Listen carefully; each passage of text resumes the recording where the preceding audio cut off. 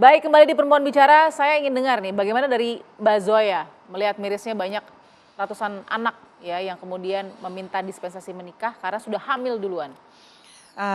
Kalau misalnya dibahas mengenai seks edukasi, baik seks edukasi dalam keluarga maupun dari sekolah, kadang-kadang jangankan privilege ya, sebenarnya seks edukasi masih privilege ya, hanya milik beberapa mereka-mereka aja gitu ya yang bisa mengakses. Tapi sayangnya kalau saya sendiri di lapangan, bahkan mereka-mereka yang bisa membayar, mengakses dengan privilege itu, membatasi seks edukasinya sendiri.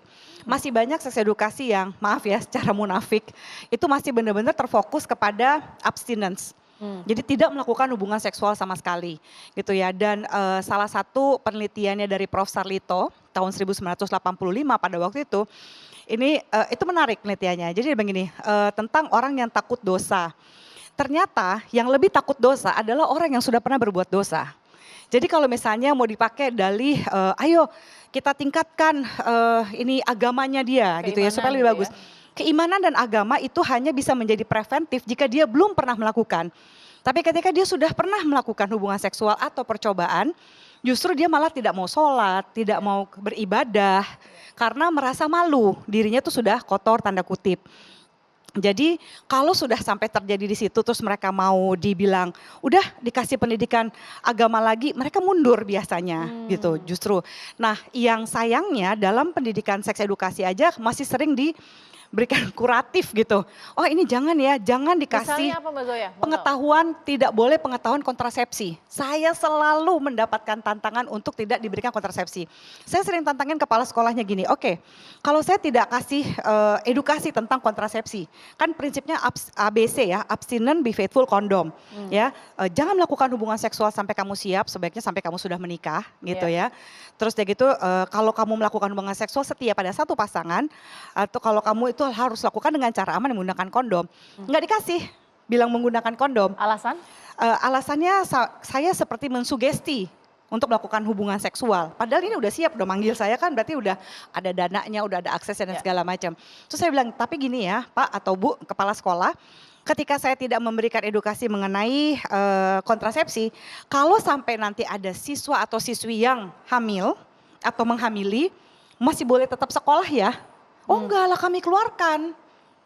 Gitu. Kami langsung tutup mata gitu, shutdown. Jadi saya juga jadi bingung nih, masih banyak yang tantangan terbesar saya sebagai seorang seks edukator, seorang advocate seks positif adalah kemunafikan di negara ini juga.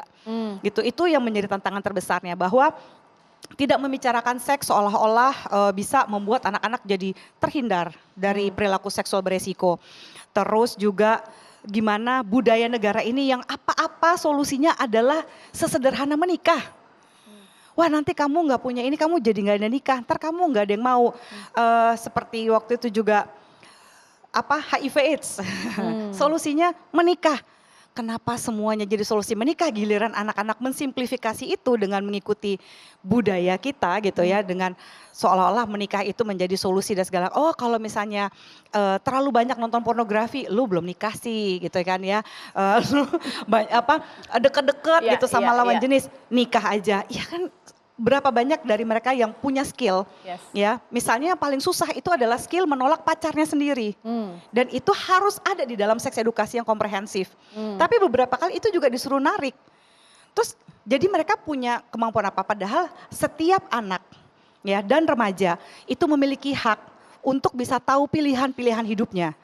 Jadi kalau sampai kamu melakukan hubungan seks ya atau berhubungan seksual terus dia gitu juga hamil di bawah usia 19 tahun, resiko kamu kena kanker serviks besar sekali. Gitu ya, bukan cuma masalah malunya, ini itunya. Terus dia gitu gimana kamu membesarkan anak? Ya, kemungkinan terus resiko kayak hitung-hitungannya gimana sih, pampers tuh berapa sih, susu berapa sih? Itu sudah masuk ke beban. Frustrasinya gimana Iya, sih? oke Mbak Zoya, itu entry point yang penting.